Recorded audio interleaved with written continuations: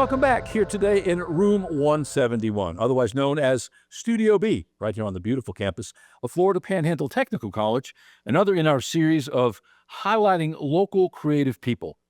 We're fortunate to be able to start off our series with a group of my students, past and present, and we're talking about what the school brings to the table, how it aids that creative community, and then individually, how each of these people has flourished once they've been away from the school, or if they are somebody who's not attended the school, a little bit about what they do, what the challenges are that they have faced, and all that to help my students as well. So at the end of the day, we're trying to create a microcosm, a small community, and hopefully with some farther reaching ramifications.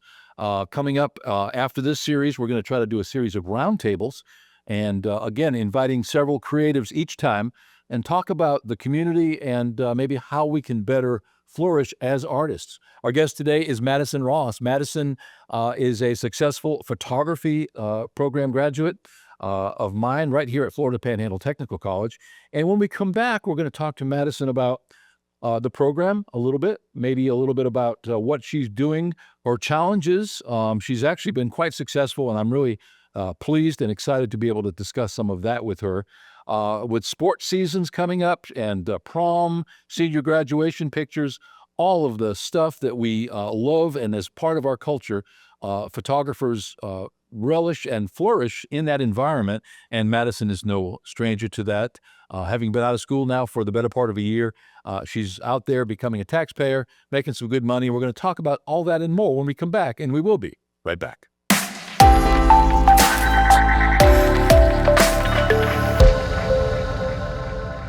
Welcome back. As mentioned, our guest today is Madison Ross. Thank you so much for coming in today. Yeah, it's good to be here.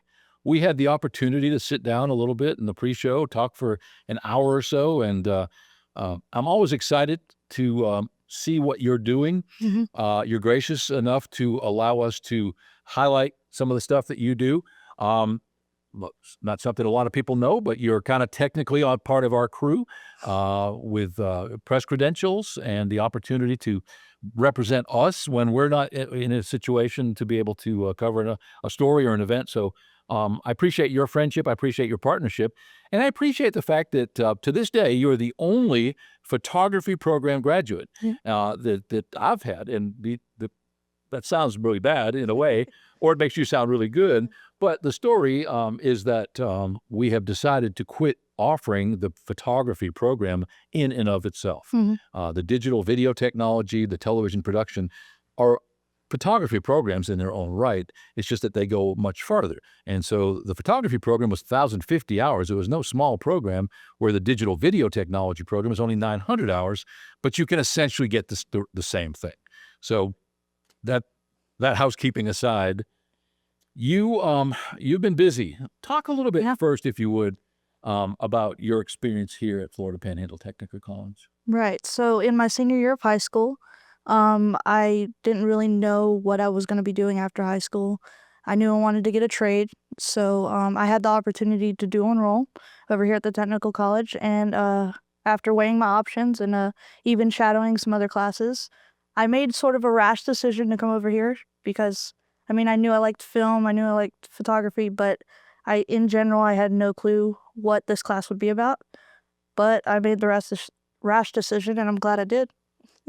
What other programs did you shadow?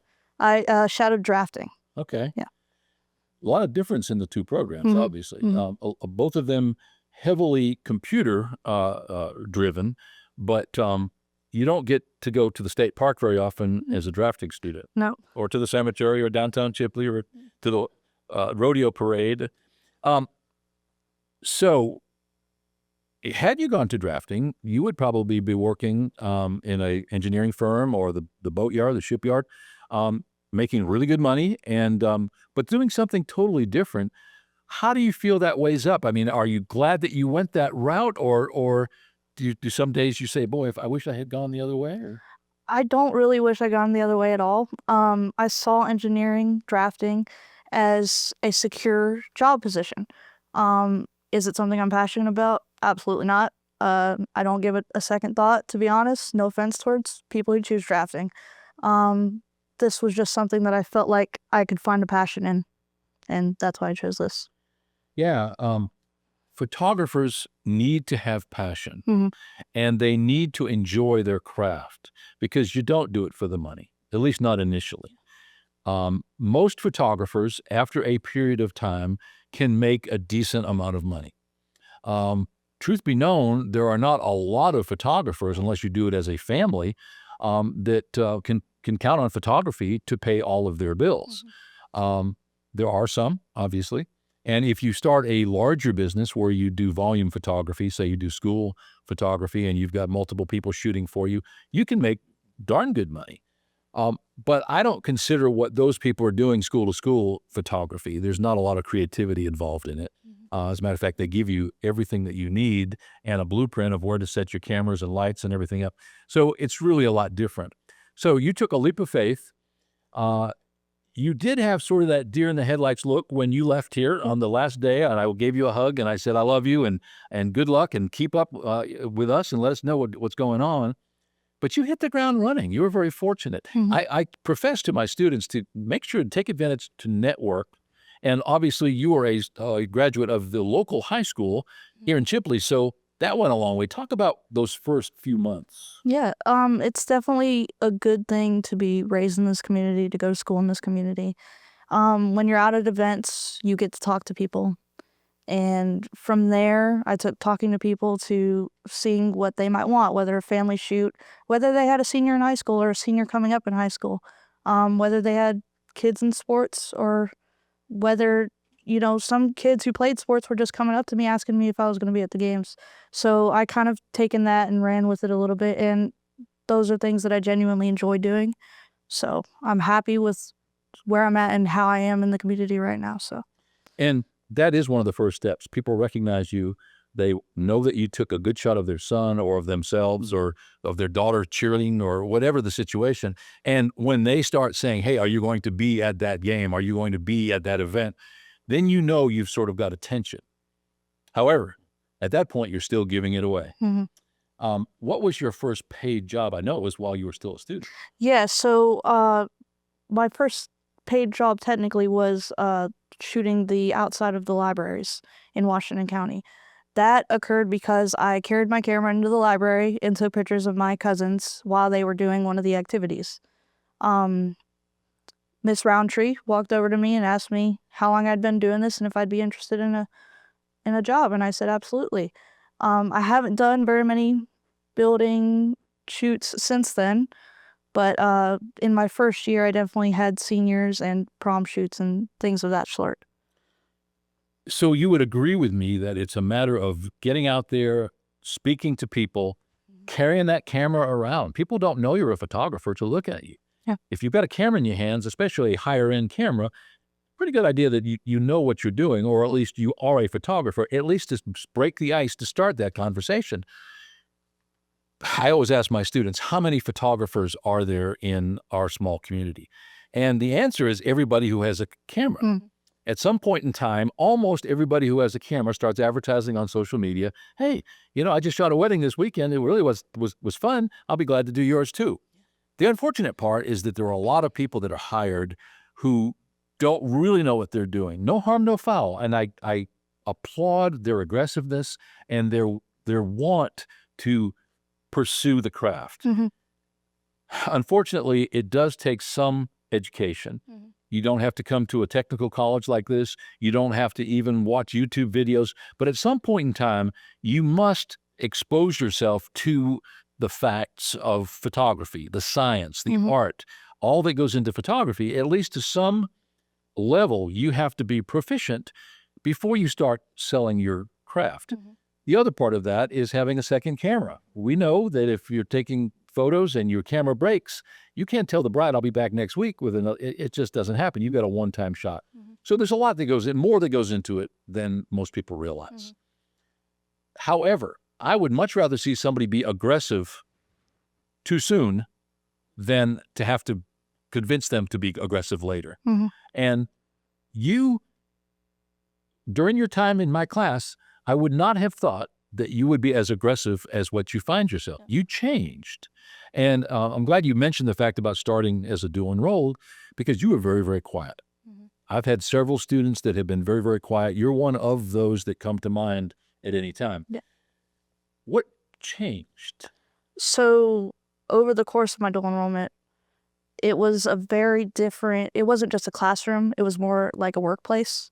So you treat each other with respect, you talk to each other like adults.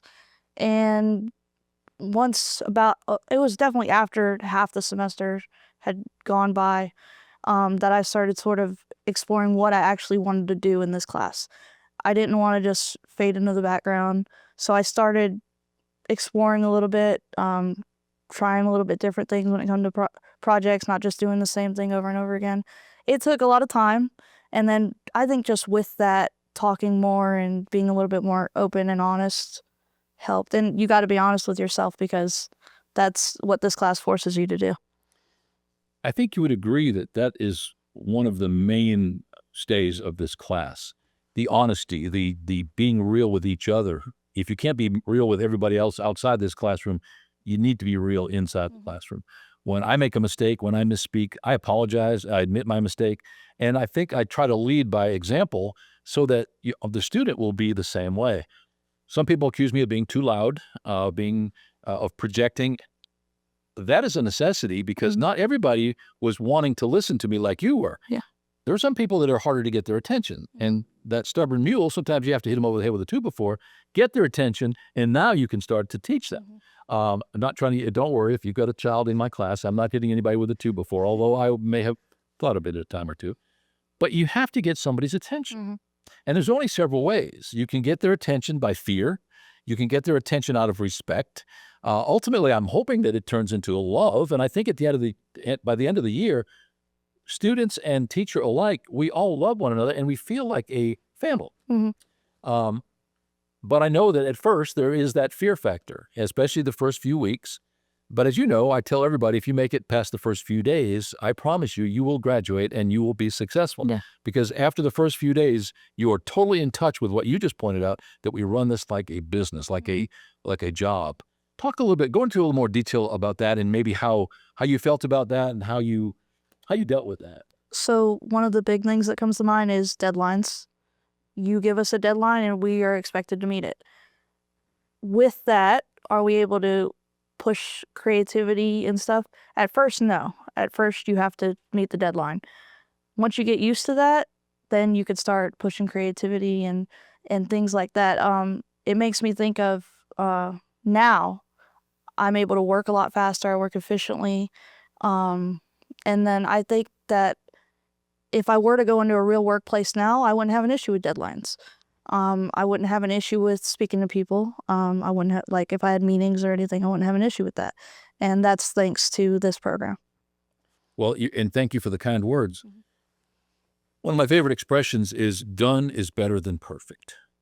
And by that, I mean, you must check the boxes and have in your project, whether it's a photo project, a video project, an audio project, you must have all of the things that were laid out in the instructions, and you must have it done on time. There's always something you can do to make it better. There's always some kind of tweak, change, edit that you can make that's going to make it better, no doubt. But at least at first, you have to get it done. Then you start building up speed, and then lastly, you bring in the creativity, because creativity always takes more time until you know how to use your own creativity. Everybody that comes into this classroom is creative. They just don't know it yet. And the problem with creativity is that sometimes it vapor locks us, and we spend too much time questioning ourselves. So is there anything, before we get off that part of the subject, is there anything from your perspective as a former successful student that you feel that I could do or say, or any methods that I could employ that would help to get that message across to avoid people having a problem understanding that done is better than perfect and that they must meet the deadline? Because almost everybody goes through that rough patch. Yeah. I feel like everybody kind of harps on that a little bit. I would basically just tell people that you have to fail in this class to better yourself. you're going to not meet a deadline, especially in the first few weeks. You're not going to meet a deadline. You're going to do a project the wrong way. You're going to watch it on the screen whenever it's turned in and notice you completely missed something, or you didn't check a box. You have to fail in this class to learn, and you got to learn from the mistakes they make. And I'm glad that you say that. We learn from our mistakes. If you come in here and hit a home run the first 2 or 3 times you did a project, you'd feel full of yourself, but you wouldn't have a clue how you did it. If you fail and it's pointed out to you, one last thing on that, and that is the peer review process that we use. When everybody turns their projects in, we'll watch one on this big screen, then we'll go around the table, and everybody must give some kind of and we don't settle for, yeah, that was good. It must be something that you can constructively criticize.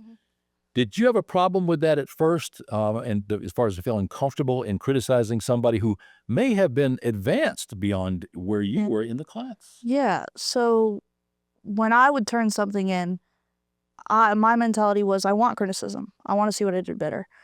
But whenever I was criticizing somebody, it was difficult because you don't want to hurt their feelings. You don't want to be mean. You don't know what they're thinking.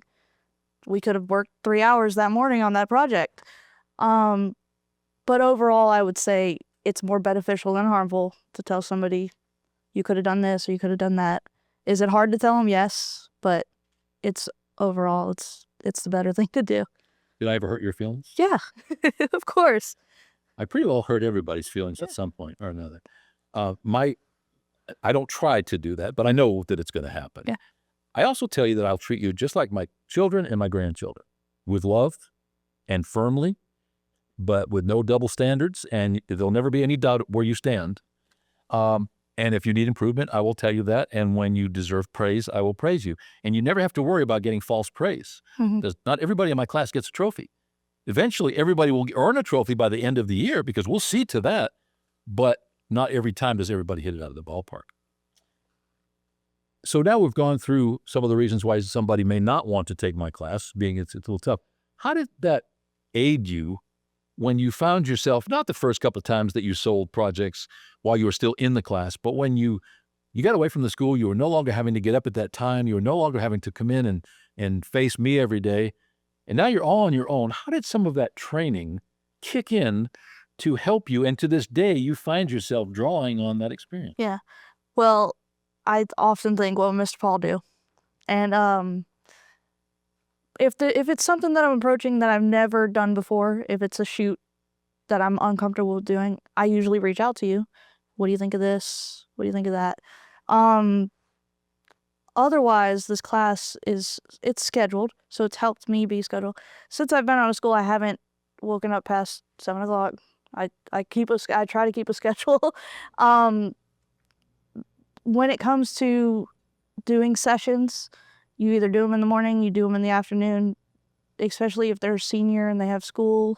Sometimes they're going for the weekend. So it's been hard to have a little bit more of like a personal life outside of it so far, because you're doing a lot of weekend shoots. You're doing a lot of afternoons when normal people would be off work.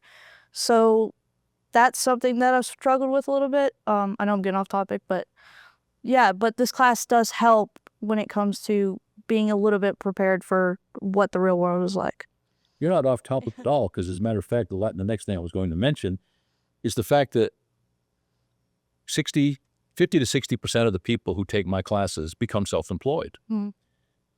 You have no personal life when you're self-employed. If somebody calls you at 3 p.m.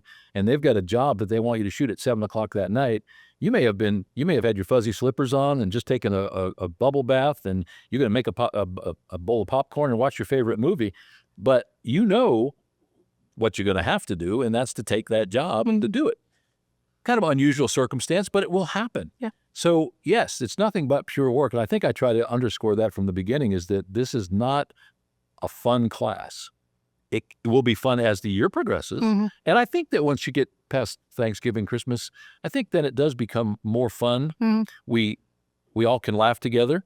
But unfortunately, for the first few months, it's not necessarily like that. And at times it feels like everybody's laughing at you, which couldn't be farther from the truth. If they're laughing, it's nervously because they know next time it's going to be them on the hot seat. And sometimes it's me on the hot seat. I truly learn as much as my students learn in my class every single year. I teach essentially the same subject matter year to year. With artificial intelligence, there's new processes that are being developed. There's new software modules and so forth that we're using. That's new, but for the most part, it's the same stuff. In spite of that, I still become better at my craft because of you, the student. And I love that the most about being a teacher, is that I'm making a living. I'm putting some talented people out into the world, maybe partially by my efforts. But more importantly, I've never stopped growing as a person. I've become a better person as a teacher, for sure. My wife says I'm much better with my grandkids and with my children. So let's talk about photography. Let's talk about the business end of things. What has been your biggest challenge in getting notoriety, in getting recognition, in getting people to know who you are, what you do, and let's call it marketing, for lack of a better term? What has been some of your biggest challenges when it comes to that? Right. So there is a lot of known photographers in this community. And then there's a lot of people, like you said, that have a camera in general. And I've had really good conversations with people about booking a shoot, and then they'll text me the next day, hey, my cousin's gonna do it. They bought a camera. And that is a challenge whenever it comes to this type of community, because it's not a big community, and finding out what works with people, whether it comes with like budget, and then some people, they have their house or land around that they want to take photos at. Some people, they ask you, where do you want to take photos at? It's just a little bit of a challenge finding your group of people that work with you, that are willing to see, maybe they haven't done that yet, but is she comfortable doing it with me? Can she do that in general? And so I try to, put behind the scenes images, behind the scenes videos. I use TikTok. That gets out to the community, especially when it comes to seniors and family shoots like that. I try to show people that I have equipment and I'm pretty comfortable doing it. A challenge with myself is I'm not the best talker, especially if it's over the phone or in person. So starting off messaging people sort of helps, but I try to lead it into more of a conversation, either in person or over the phone. But yeah, those are some of my challenges. Did the fact that we have a heavy emphasis on shooting the BTS or behind the scenes photos in this class, did that lend itself toward you using that method? Yeah, I just enjoy it in general, and I'm trying to use more video because if you look at TikTok or YouTube, you don't just see the photos, you see everything that went into the photos. And I really like that side of it too. And you can ask my sister, who she's been on a few shoots with me. I'll be like, get your phone out, take a video, the behind the scenes, take a video of me directing. Because I maybe it's just for me, maybe it's for other people to see, but I enjoy it. And I'm sure there's people out there that enjoy seeing it. The interesting thing is that you kind of say that laughingly, but after a while, you're going to be numb to the things that you do. It may be a wonderful picture, and you're going to look at it and go, yeah, at least that, like, I paid, So even though you don't think, so when you do get excited, you can be sure other people are getting even more excited. Yeah. But the behind the scenes photos, everybody likes to see what happens, green screen, that kind of a thing, particularly. So we try to include a modicum, a segment of our of marketing when it comes into these classes. We talk about everything from broadcast standards when it comes to radio and television production. We talk about how to buy and sell radio or TV airtime. What do you mean when you have a 100,000-watt broadcast station? I was fortunate enough to spend part of my career in radio and television. Has any of that stuff helped? Yeah. As far as mainly social media. As far as social media goes, it helps it when people know you, when you're out in the community and they see you take your pictures. Where's this going to be? Oh, it's going to be on Facebook. Oh, it's going to be here or there. When it comes to booking clients, I've booked more clients word of mouth. So when I'm out at an event, I make it a point to talk to somebody about anything to do with my business. That is just a goal that I've set for myself. I've had 2 clients that I can name that were like, we saw your work on social media. The rest have been word of mouth. So if I had to choose one, I'd choose word of mouth. But social media is helpful because I'll be honest, we love these pictures, or we really liked what you did with those. And it helps like sort of go in the direction that people around here like to see with their photos.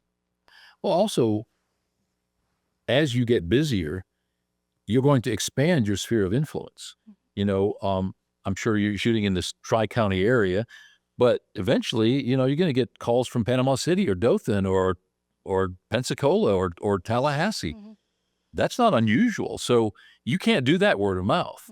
So all you have now was the fact that we sort of forced your hand in having multiple social media pages in what we call responsible social media, as well as building a website.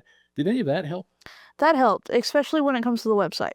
Because when you think of building a website, it sounds very daunting. And when we did it in this class, I'll be honest, it wasn't exactly how I wanted it to look, how I wanted things on it to look. I didn't update it constantly. That was like my weak part of social media. As I've gotten out of the class, I've built a website. It's a different program than what we were using in here, but it helps me, the program that I'm using, it helps me build my website. It helps me send invoices, collect payments, deliver galleries. So from the point of wanting to build a better website, that helped me do better overall with the rest of the stuff. Yeah, the program, the software that you use makes no difference at all. The bottom line is that you get yourself into that habit, that work ethic of constantly updating. And frankly, you had one of the best websites of all the students in your class when you were still in school. So don't denigrate yourself. You actually did a really good job. What's been your biggest lesson that you've learned in the time that you've been gone? You've been gone from the class almost a year. We've got graduation at the end of this week, and obviously you graduated last year, so you've got almost a year under your belt. What's one of the life lessons or any lesson whatsoever? What's some lesson that just really hit you between the eyes that you've learned in the last year since you've been out on your own trying to make money? It's difficult to say that you could do something if you haven't done it before. I think I mentioned this earlier. I don't know everything, and I've learned a lot since being out of the class. School of YouTube helps a lot. I practice before I shoot. I try new things. Everything comes with a degree of difficulty. So I just try to be prepared, because if I go into something unprepared, it's liable to fall apart. So I guess that's the biggest lesson I've learned, is just be prepared, take accountability if you mess up. Be honest. People in this community will tear you apart if you mess up. So you gotta take accountability. You gotta just do what works for you. Yeah.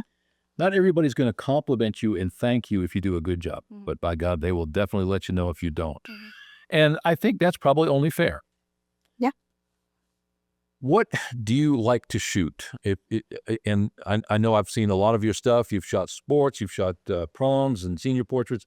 What do you like to shoot? I would describe myself as just a people photographer. Portraits. Like to shoot people. Yeah. You and I are on the same wavelength. That's what I love shooting cars, but I'm not an automobile photographer. I like to shoot people. I like to capture real people.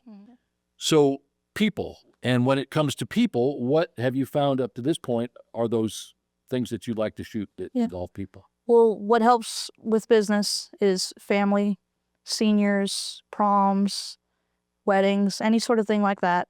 As far as just like having fun and a little bit on the hobby side of it, sports.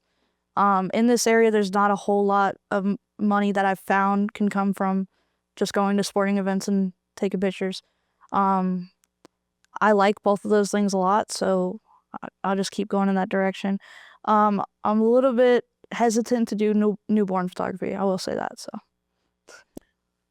what's the biggest challenge at this point? I know you've only got a year under your belt out of school, and as you point out, learning more in the last year probably than you did the year prior, because now the rubber's hitting the road. You need to make something happen. You're fortunate you still live at home, but that's not going to be forever. And I would imagine, like any other person your age, you're kind of anxious to see what's out there in that big world and outside of little old Chipley. What's your biggest challenge right now? Biggest challenge is pricing my work, my worth. I read something the other day that says if you're a photographer and you charge on a baseline $300 per session, you have to do 2 sessions a week to make minimum wage. Do I charge $300 per session? Not at my lowest offering, but that spoke to me because I read it recently. It's just finding that balance of what works with this local area and how do I make a living off of it. Yeah, and doing the math, I presume that's based on $15 an hour, 40-hour week, $600 a week, 50 weeks a year. That gives you $30,000. At one time, $30,000 for an annual income sounded pretty decent, but that's minimum wage now. Yeah. As a matter of fact, it's probably not going to stay that way for long. What do you see as some of the more lucrative types of photography that people are making that money with? Yeah. Weddings. That's the big one. Yeah. Team sessions, portrait sessions, events. Events are a big one. Yeah, those would be, I guess, the big 3 in our community. That $600 a week may be that minimum wage, but that is gross, and you still have car expenses. And when you start going to Dothan or the beach, you start having, now we've seen gas prices come down, fortunately, but that's always going to be a big price. Have you started paying taxes yet? Not yet. So I'm about to show this to the Internal Revenue Service, don't worry. But we did spend some time. Did you find the time that we spent talking about taxes and 1099s and subcontractors and LLCs and all of that business stuff? Did you find that some of that was valuable? I did, because there's different ways that you can go about it. Being your own boss and running your own company and starting from the ground up, you showed us some of the things that you can do in the first couple of years. And then you told us what the benefits of being like a sole proprietor versus an LLC. And it's just based on the student or your personal, which way you want to go. Every photographer has a style. And most of the time, if somebody gravitates toward a specific photographer for a specific reason, say wedding, it's because they like that style. And there's as many styles as there are photographers. Some people are very contrasty, high saturation. Some are very light and airy. I particularly like photorealistic, where everything's in sharp focus and well exposed. I like a lot of high key stuff, although I do like some low key. I love high key, especially when it comes to catalog shoot, fashion and e-commerce and that sort of thing. I've sort of spent a lot of time doing that sort of thing. Where do you see yourself fashion or style wise, or are you still in that stage where you just want the jobs? Yeah. So when I was in the class, I spent a lot of that time exploring different styles. Like some days I'd turn in something super dark, some days I'd turn into something super light. I kind of had an idea of what my preference was. When I exited the class, I tended to go towards more of what other people were looking for. I was looking at other photographers in the community and mimicking their work a little bit. Now I think I've found kind of a happy medium. I like the photos that I would get the photos done that I'm taking. I think people enjoy their photos. Things change a little bit based on the conversations that I have with people. Sometimes they're like, we don't like this or we don't like that. That's extremely helpful because I'm willing to change a little bit of the style to go with what they want. Yeah. At the end of the day, a photographer is an artist, but they're not being paid to be an artist. Mm-hmm. They're being paid to capture what they're being paid to capture. Therefore, my favorite expression is that if the client wants a pink Cadillac, you sell them a pink Cadillac. So when that client says, hey, I really like what you do, but this is the style that I like, unless you want to turn down the job, you're going to do that, and you're going to smile and be happy with while you're doing it. But at the end of the day, you have to be true to yourself. So, yin and yang, we got two different things going on there. Do you feel like you are happy as a photographer? And second part of that question, do you feel that you are going in the right direction as far as picking photography as your thing? Yeah, I am happy. I will say the future is open. I've done a New Year's. It's in progress, I'm still early enough in it to where I'm still young. I have like decisions that can be made. I'm not afraid to change something if I need to change something. I love photography. That'll always, stick with me. But yeah, I'm happy where I'm at right now, and I'm open for change, or I'm open for things to stay the same. We use the Adobe suite of programs in this class. It's not the only one that's out there as far as software to deal with photo and video, but it is integrated insofar as the audio along with the photo, along with the video, and it works really, really well for what we do, and it's very easy to teach. And so we use that. Are you still using the Adobe suite of programs? Yes, I am. Lightroom. Occasionally I'll switch over to Lightroom Classic. It just sort of depends. Sometimes one has something that the other one isn't necessarily offering. I use a bit of Photoshop. I'm getting into posters and things of that sort. And I use Premiere Pro. That's pretty much what caps off. Aside from the Adobe suite, Canva is something that more people are using. It's helped me make invitations, and it's a little bit, you could do some of the same stuff as you do in Photoshop. It's just a little bit more broke down, and sometimes I like something to be a little bit more simple. Yeah, that's pretty much what I use. Thank you for taking the time today, number one. Best of luck going forward. It's not like you're going anywhere. I'm watching you pretty closely, and you do slip by once in a while. I appreciate that. I appreciate you being aggressive. It would be so easy to get out of this class and to just become a shrinking violet again. I think that we've broke that mold. I think those days are gone. The soft-spoken Madison, you're still soft-spoken, but you have a more definitive idea of where you're going, what you want, what do you want to do. Yeah. I am so proud of you. I say that, but I hope you know that. Yes, sir. I hope that you do know that. I am very proud of you, and not much time goes by that I'm not showing something to my wife that I see on social media that you've done. If you had one piece of advice for somebody who's watching this right now who is thinking about getting into photography, what would that be? If you have a speck of creativeness in you, if you're watching this video right now and you've watched it all the way through, I'm sure you have something in you that is wondering if you're into photo or into video. In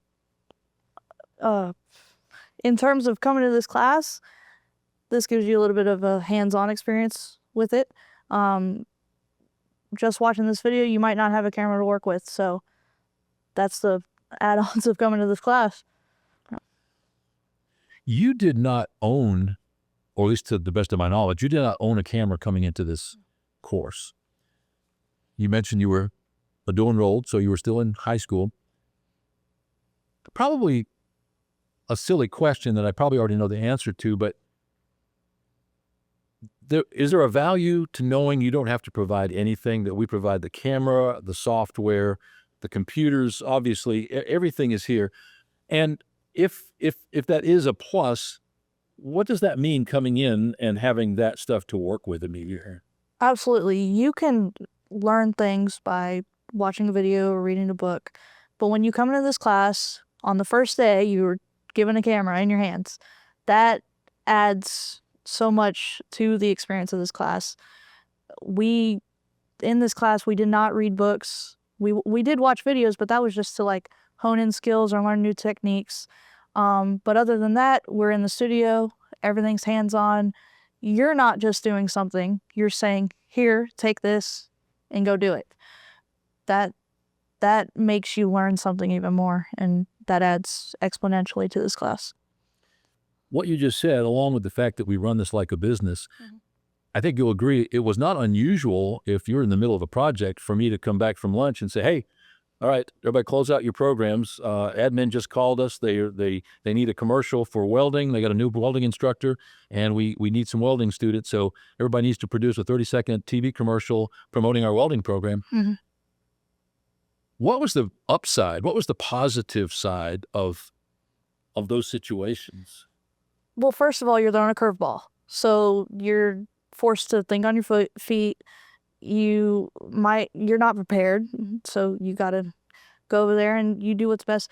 You're not just hanging us out to dry. You're leading us along the way, but it's a good way to, you're learning as you go along, and it's not just keeping us in one place in the class, especially when it was some of those things where you're just like, close down the computers, we're going to do something different. Yeah, that helps. Yeah. One of the phrases that, and I got a lot of favorite phrases, right? One of the phrases that I really like is that my job as a teacher is to make my students uncomfortable. So they become comfortable with being uncomfortable. And I've had some flack over that. I've had parents tell me that, I wasn't a good teacher if that was the way I was teaching, because I should be nurturing. Well, I think you agree that I do nurture my students very much, but not everybody gets a trophy. You come in here, and again, like you, to use your words, I throw you a curveball every chance that I get. This is as much life skills as it is photography skills. Mm-hmm. Talk about that. Yeah, we come into the classroom and we're expected to act a certain way. I know I saw this on Kat's interview, but we're expected to act a certain way. It's more of a family environment. You become a family over the course of the time. You talk to each other about things. The students, they eat lunch together most of the time. Yeah, that helps build confidence. That helps. Sometimes you're sharing things like, if, say, we're in the middle of a project and somebody comes up to you, hey, instead of that, why don't you try this? That could change your whole mentality, but it helps. It pushes you forward.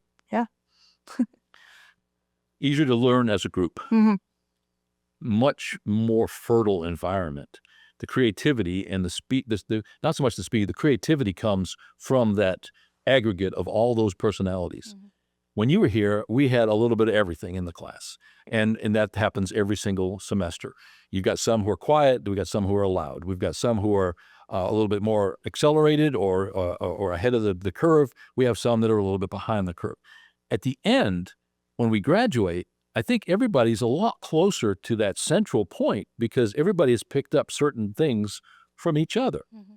Talk about how that it worked and how that affected you as a person during your time. Yeah, well, by the end of the school year, we were watching videos, and we didn't know whose they were, but you could tell whose video they were by the style. That sort of played into, we knew who was the go-to person to ask if you needed a voiceover. We knew who the go-to person to ask if you needed somebody to get a camera angle. At the same time, somebody would come up and be like, I want to try this. And everybody would be like, absolutely, you should try that. It wasn't just, yes, everybody had strengths and everybody had weaknesses, but it wasn't just you go in that direction, you stay in that direction.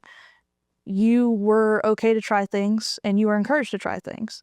I think that's highly beneficial in an environment like this. We try to be very flexible in this class. We try to spend as much time as possible on field trips, getting outside the classroom. I just think that that's healthy. But at around the same time, every single year in every different class of students, there's something that occurs, and that's that I've come in and I'll say, boy, it's a beautiful day. Let's take a walk. Let's go to the state park. Fill in the blank. Let's get out. And the majority of the students will say, oh, well, we're right in the middle of this project. Do you mind if we go ahead and finish editing this video, or finish editing these photos, or whatever it is they're working on? And that tells me, my work here is almost complete. Mm-hmm. I have succeeded because these people want to be here and they want to work.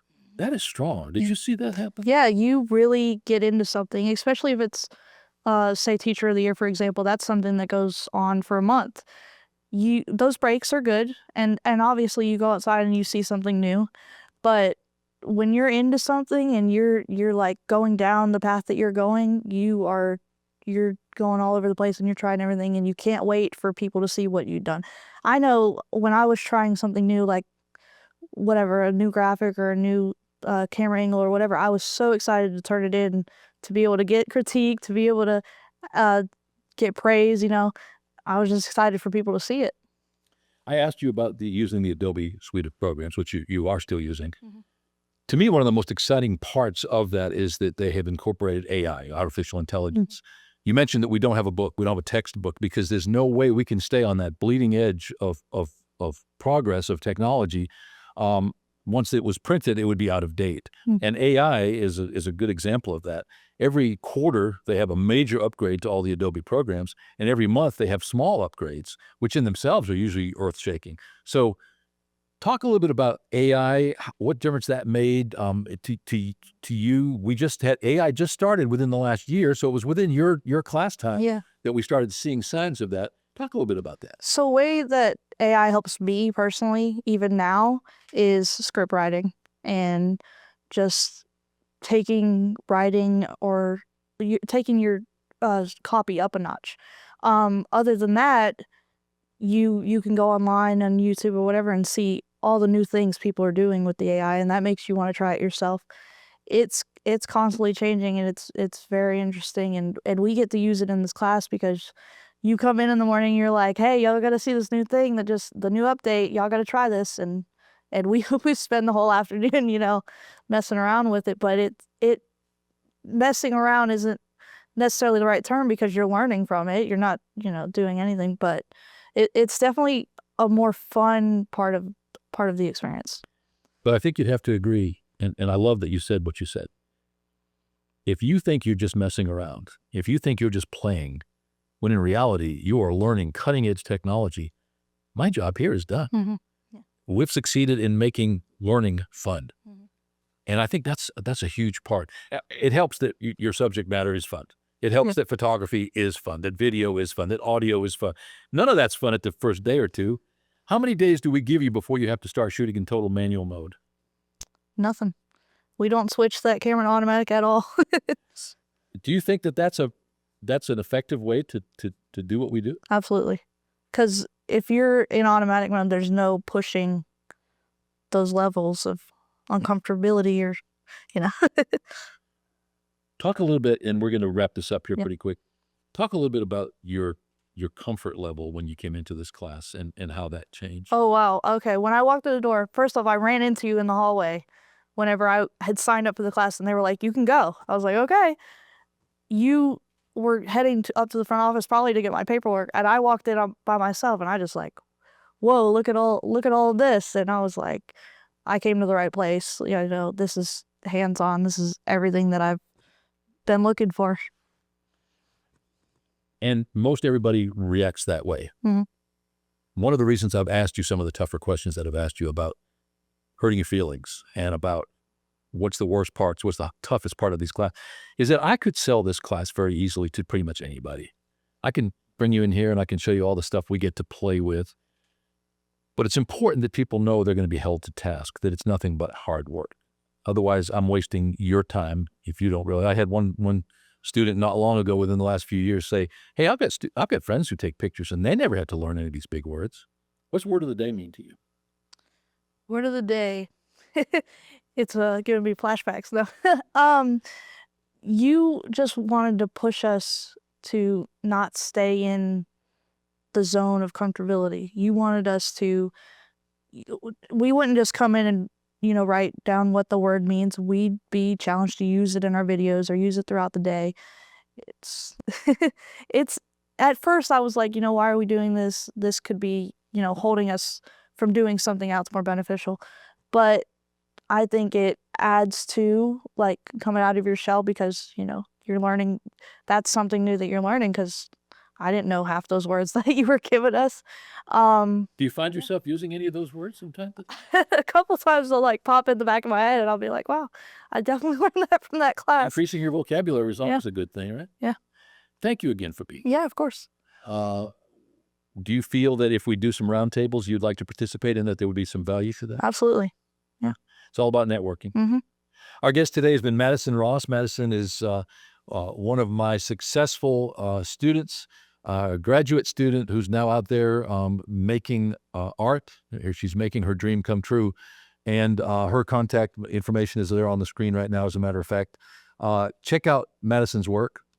She's a sweet girl, and she's got a work ethic, which in my world is more important than any amount of artistic ability that you have or creativity. If you have work ethic, everything else can come from that. You've been watching Room 171, what we call Studio B here on the beautiful campus of Florida Panhandle Technical College. If you like anything that you've heard, check us out. That contact information is on the screen there. Stop by. You can shadow our program. I'll be glad to tell you all the reasons why you won't like this program, because if I didn't tell you that, I would be doing you a disservice. But here, I think you can find yourself, if you are a creative, if you want to shoot photo, video, learn how to fly a drone, do audio production work. We've got a band coming next week that we're producing a CD for as part of this class. We do much that we don't even talk about. So check us out if you have any interest at all. We'll be right back.